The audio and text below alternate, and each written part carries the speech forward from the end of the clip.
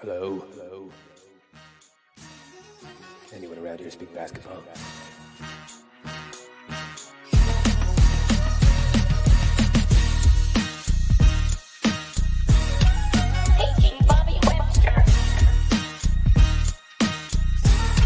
This is Abby Silver.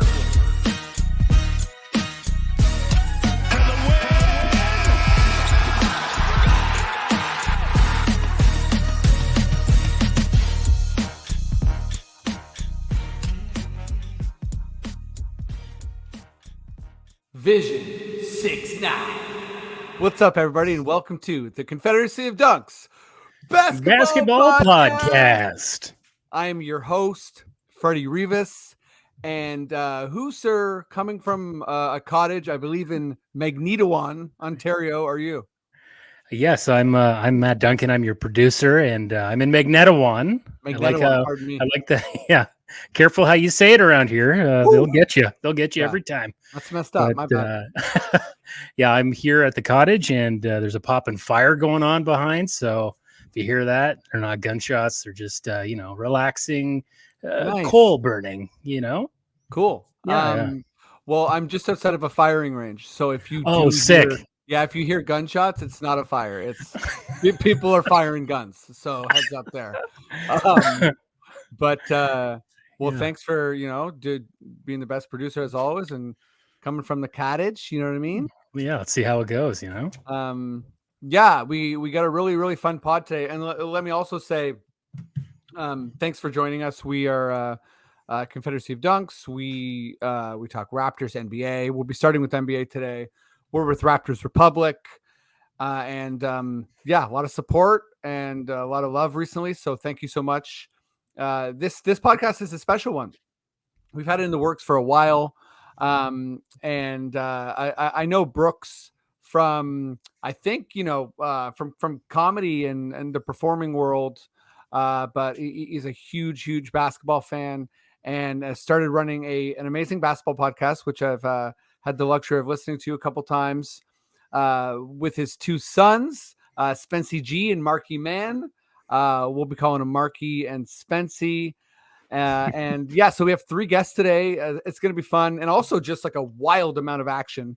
Their podcast is Orangeball Juice. Make sure you check that out, subscribe, give them some love, and we'll talk to them later at the end about sort of like the plans for the pod. But just so much going on in the NBA and obviously the Raptors world, including the new champions, new coach. So let's get right to it. Let's bring them on. Make some noise, even if you're at home alone, for Spency G, Marky Mann, and Brooks. This is your music, by the way. It's all royalty free, so we never know where it's going. You know what I mean? Okay, just that. See Brooks getting up and he just starts, gets a top hat, starts doing a little tap dance or something. It'd be nice. Yeah, that does have top hat energy. What's up, guys? Thank you so much for doing the pod. Appreciate you joining. Thanks for having us on. It's pretty crazy. I mean, obviously, like last night was the last game of basketball of the season, so time to talk some basketball, I guess. Yeah, I know. We're still like in that sort of amazing like interim period of like fresh basketball and then like heading into the off season. But I think with that in mind, let's just jump to it. You'll probably get weirded out a little bit because all of our sound effects are Weird Al based. So Maddie D, please give me your weirdest Weird Al NBA sting. Been spending all my life living in a Raptors paradise. Here we go.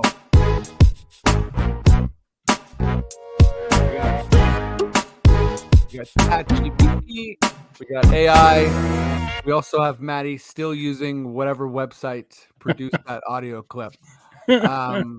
Okay, let's start with Brooks. Let's start with you. And this is this is pretty big. Actually, it just happened. So I don't, if you guys didn't watch it, that's fine. But the Raptors hired a new coach. Make sure I get the pronunciation right. I believe it's Darko Rajaković. I don't know if you say the J like that. No? I think it's Rajaković. I think it's Rajaković. Rajaković? I think the J is a Y. Anyways, Oh. I'll work on it. And if I'm wrong, my bad. But yeah, Darko Rajaković has been hired. He just did his big press conference with Masai. Some people got to ask him questions. Brooks, what is your and obviously with the caveat, we don't know what a coach knows, right? We're not that inside basketball, but just a general sort of initial feelings. Well, I'm really excited that I assume that everyone's just going to call him Coach Darko from now on. So first of all, I'm excited about that. It's just saying Darko all the time is going to be great. It's a cool name, straight up. Yeah. So I think that's cool. And other than that, I mean, I didn't see the press conference with Masai, but I was kind of following the speculation as to what it meant, because I know that he has the reputation for player development, which kind of implies that it's a rebuild, or that it's, focusing on youth, or it's not just a retool and try to win now kind of situation.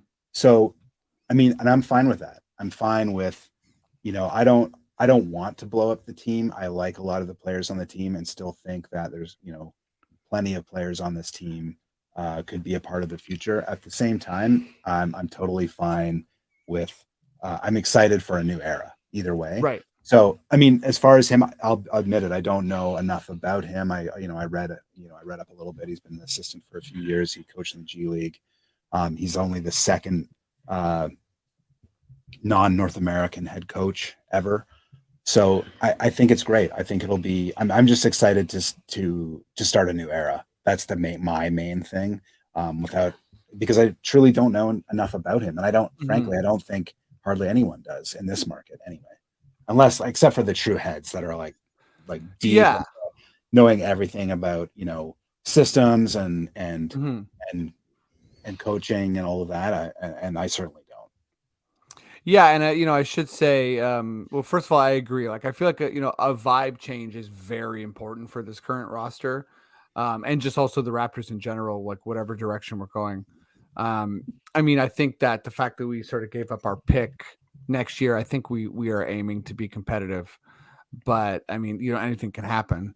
But yeah, just for folks at home, I was able to listen to, I think it's Chris Oliver, the basketball podcast. It's a coach who interviews other coaches, interviewed Darko when he was an assistant coach with the Suns, talked about some of his philosophy. So he's been an assistant coach for the Suns, the Thunder, and most recently the Grizzlies. I think first and foremost, you got to give credit to the players for putting the work in, but his development is attached to players like Jaren Jackson Jr., like Desmond Bane. I think too, it's hard to credit like Booker or Ja, right? They obviously did a lot themselves. But Thunder, Oladipo, and just lots of guys. So he seems like he is very good at development. And someone asked him, Samson Folk of Raptors Republic asked him about defense. And I think as a Raptors fan, we've all watched Nurse sort of like a big part of what we did was we're trying to overwhelm the ball, right? And try to make role players beat us. And it's been talked about ad nauseum, but I think the league showed us that role players are good enough in the NBA to beat you, right? They're good enough to, if you move it around and find the open shooter, they'll hit it. And so he talked about sort of starting with the paint, eliminating the corner three, which is going to be a big change, because that's one thing the Raptors did not do. We didn't let people, but it was not a priority to stop the corner three. So yeah, I think there's some big changes on the way. And I think, whether you want to blow this situation up or not, I think it's sort of hard to undersell how big of a change this is going to be. I think it is going to be big. But let me go to you, Spency. Where are you at? Like, just from, I guess, like initially what you've heard about this coach and, Right. Well, my initial reaction was, who's that? Yes, of course. Yeah. Who is it? I was looking at some of the other players who are kind of in the conversations, or at least that had been shown in the media, and he wasn't on there. And all of a sudden it was just like, oh, we hired this guy. And I didn't see anything about him having interviews or I hadn't heard anything about him. So I was a little surprised. But I mean, everything I just heard was music to my ears. The corner three, I was raving all season about how I didn't like that we were focusing so much on the star players because it seemed like every possession we just get burned on the corner three or the open man. And considering the Raptors do have really good defenders, it was so frustrating watching the double team come and then kicking out to the shot every time. Yeah, I mean, I'm all the way with you. It was frustrating, and I think it's painful to watch because there's a lot of effort, right? And I think offenses are good enough in the NBA. It's an offensive time in the NBA. Yeah. You know, it's not 90s basketball. Like, I think teams can move the ball and beat that type of aggression, especially if they know it's coming, you know? And, you know, it's nice to shut down Embiid or Tatum or whatever. But if you lose the game, like, what's going on, right?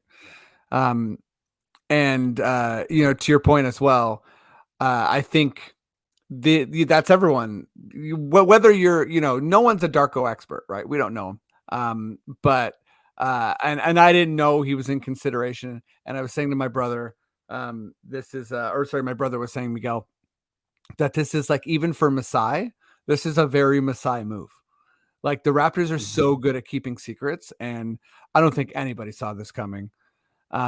Marky, where hopefully we didn't take up all the points in the room, but yeah, where are you at? With I mean, yeah, I think part of it, I mean, maybe since he's known as player development, they're preparing to have Malachi Flynn as a starting point guard.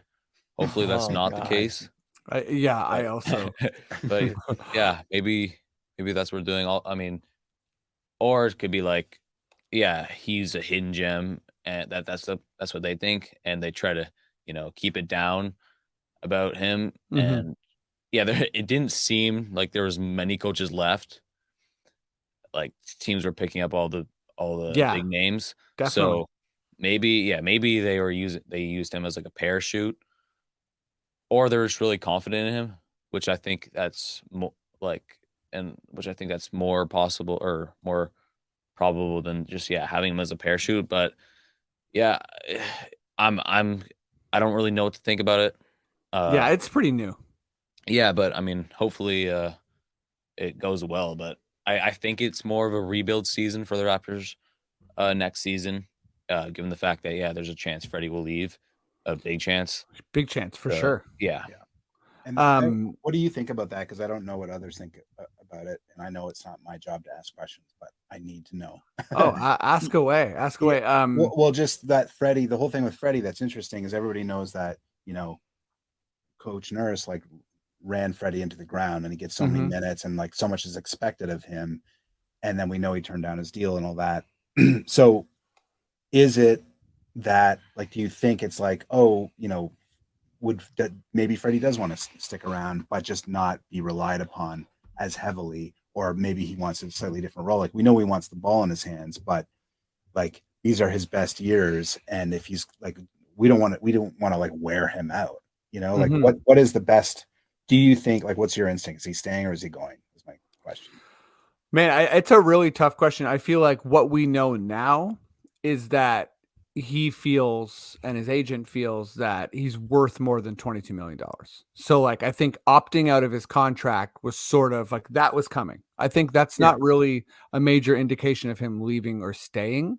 And I think maybe there was a point in the season where I was kind of thinking like, man, has Fred had such a down year, you know, percentage wise, that he will pick up his contract? And you know, I got to be honest, I was also wondering that about Gary. Gary, I think, is getting paid like 17 or 18, and thinking like, will he just sort of take that contract and hope that he's going to have a better year and get a bigger contract afterwards? Yeah, I mean, it's you know, I don't want to go on too long here, but I think we've ran into these situations with Kyle before, with Fred before, and it really comes down to who is willing to offer Fred, who's going to blow him away with a contract. So all the major cap room teams are generally the bottom feeders. You know, the OKCs, the Spurs, all the teams we know, all the teams that are really good don't have, you know, upwards of $25 million to throw at Fred. And maybe they wouldn't want to. I'm not sure. But so I think it's a bit of a leverage game. I think the Raptors, if they lose Fred, they can't really replace him with anyone. So I think they either want to resign him or sign and trade him. I know that's a long way to not answer your question. Yeah. But I guess my Masai sort of instincts tell me that he will return. But I don't know. I think that transitions pretty well into the next question. And I'll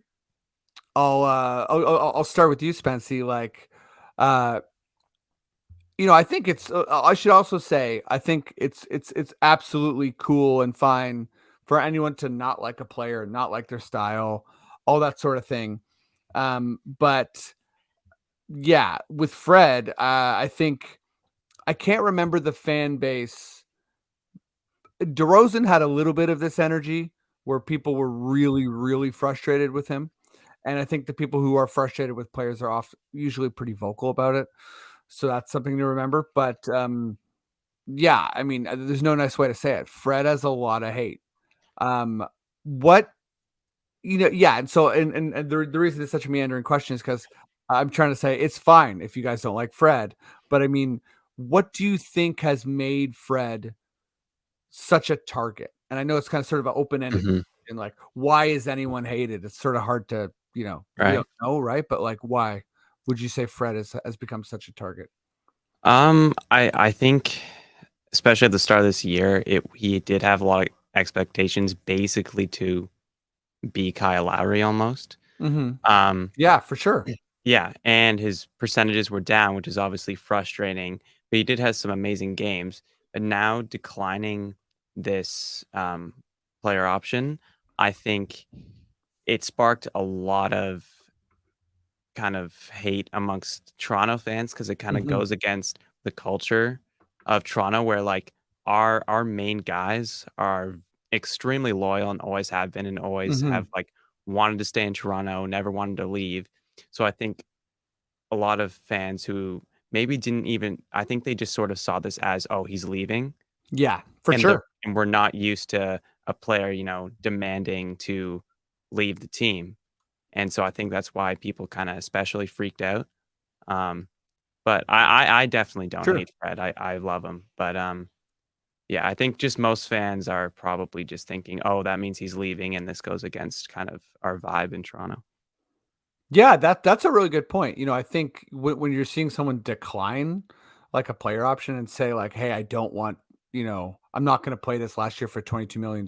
Like, I think, yeah, I've seen it enough times where sort of like, a player has like an expected value, right? Like, and for instance, Jakob Poeltl, his contract's up, but I'm not sure what he was making. Like, so something small, like 11 or 12 million, something like that. And the Spurs actually offered him like a contract extension of $15 million, which he declined before he came to Toronto. And I think part of that is him saying like, I think I'm worth whatever, 19 or $20 million a year. And yeah, I think it's a good point. You sort of see this, like the Raptors have built this culture of like, everyone's loyal, everyone's a team player, we're sort of all in this together. And then you have a guy who's sort of like, wait, are you like with us or are you sort of like out for yourself? Is that fair? Yeah. I mean, we also have to remember Freddie's been on the team for a long time. Yes. He was a huge reason we won the championship. He played amazing in the finals, and he does probably deserve a larger contract than he does now. So I don't blame him for wanting more money. Well, and he's like 29, right? I'm sure his agent's like, this is your last big paycheck, dude. Yeah, this is the time.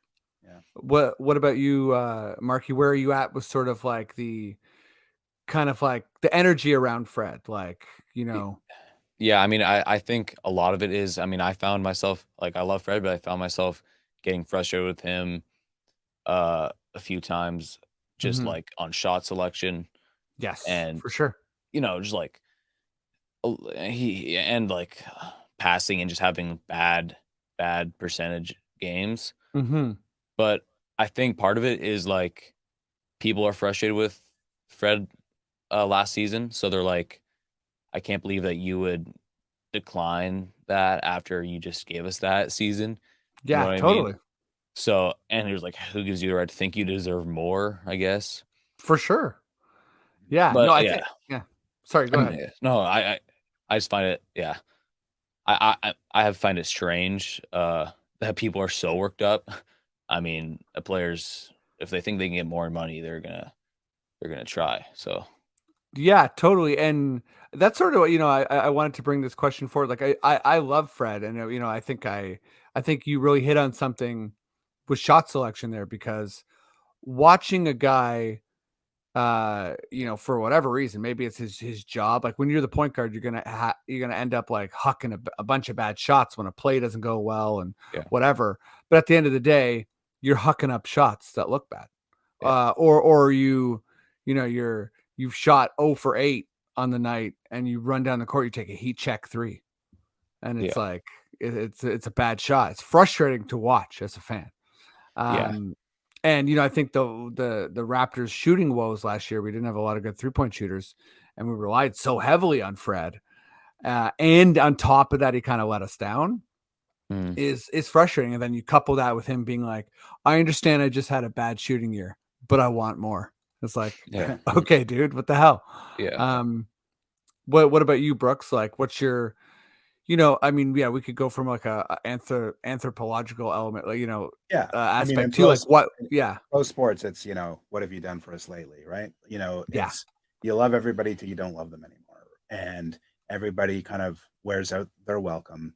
Think of the hmm things that people were saying about, Russell Westbrook earlier in the season, like he's over, no one will sign him, like on and on and on when he was on the Lakers, and then he goes to the hmm Clippers and is like instrumental. He's the only player that yeah, really he was great. gave him the chance to win with the situation they found themselves in.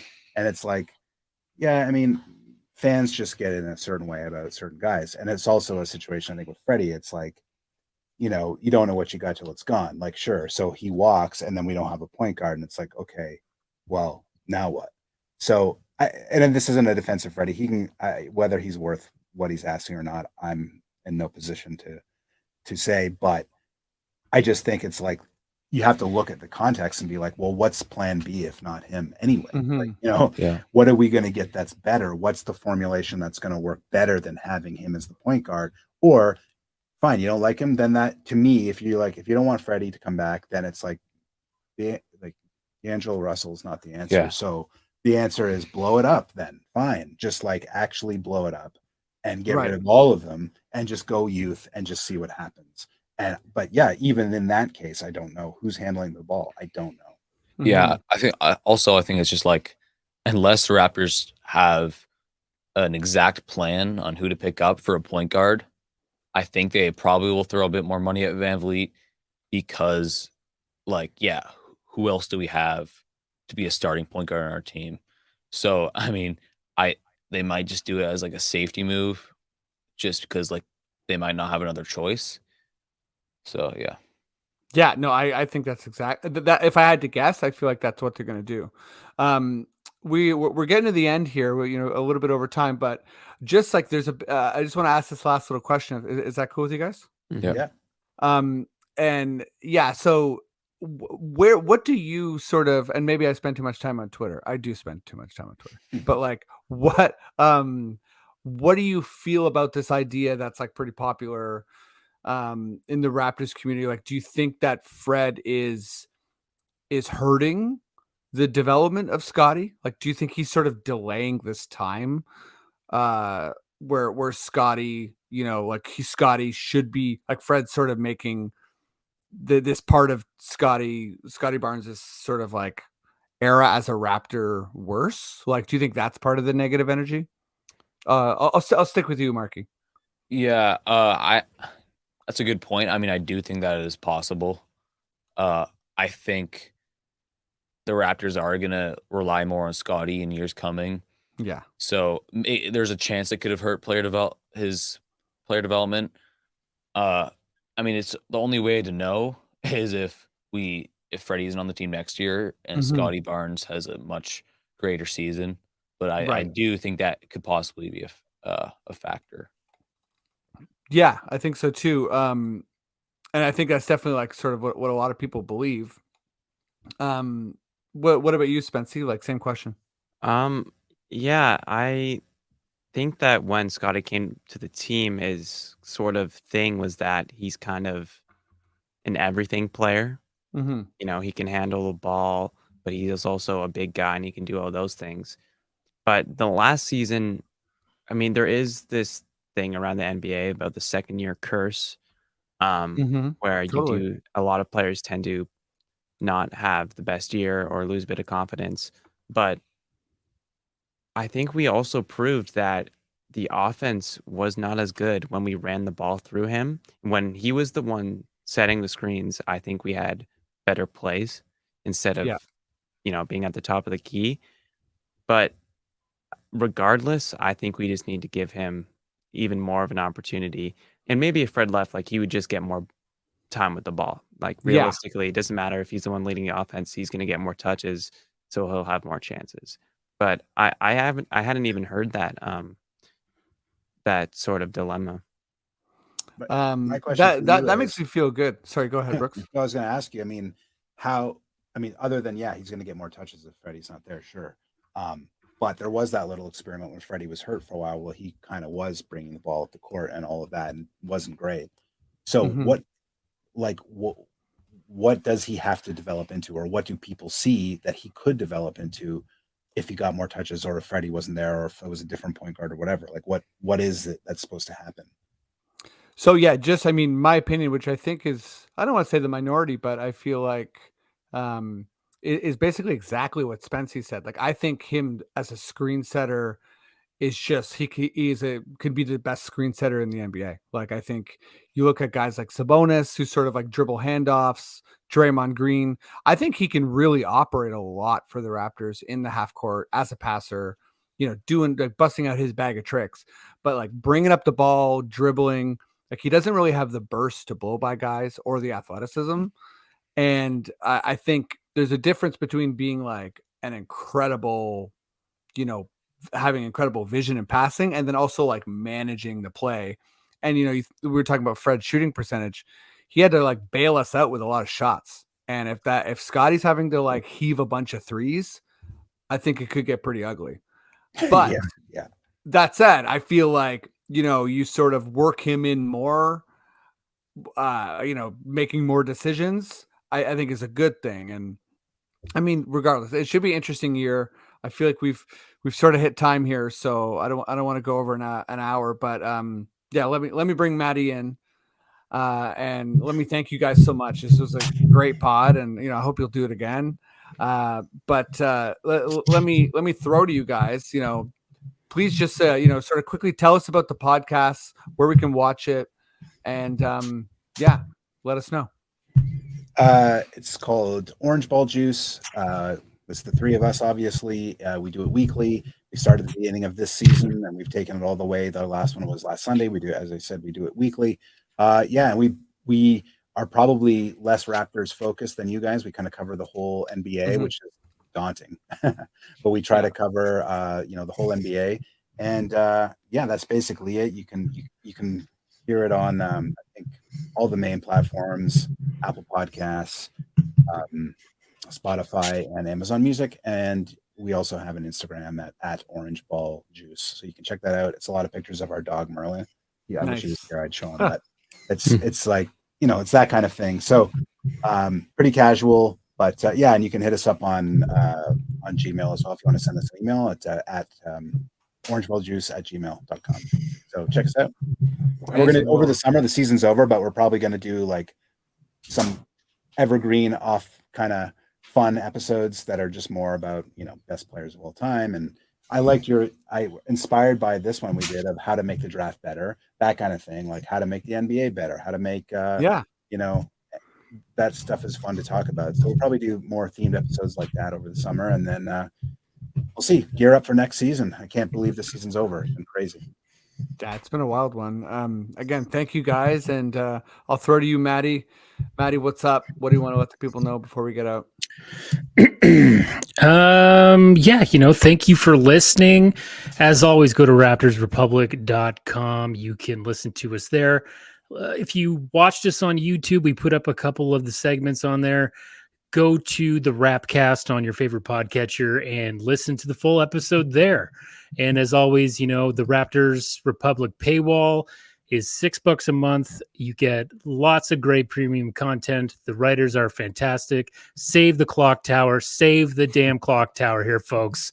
Need those premium content subscriptions if we were going to keep this thing going, folks. Okay, so that threw me off. I don't know why I put that picture in. Save the clock tower. Save the clock tower. Nice. Yeah. Go to dunkspodcast.com. You can save the clock tower there as well. And we'll see you in a couple weeks. Matt, I really want you to build in a save the clock tower audio thing. Got it. Yeah. Again, thank you so much, guys. It's been a great year. We're headed into the off season, into the draft. I think by our next pod, the draft will have happened. Appreciate everybody.